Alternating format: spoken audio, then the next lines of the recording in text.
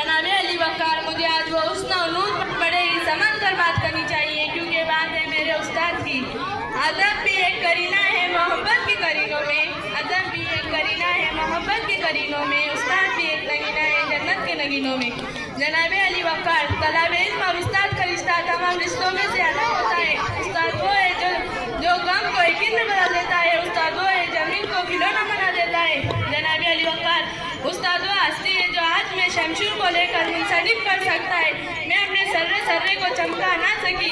जनाबे अली वक़ार, मेरे हकीकत वालिदैन ने मुझे आसमान से ज़मीन तक पहुँचा दिया, लेकिन मेरे नूरी वालिदैन ने मुझे ज़मीन से आसमान तक पहुँचा दिया।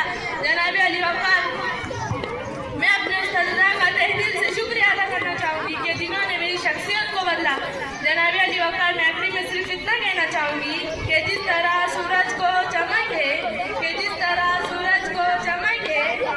चाँद को दमक है, फूलों को महकने की ज़रूरत है, उसी तरह एक हौसले को उस्ताद की ज़रूरत है, उसी तरह बहुत बहुत बढ़िया।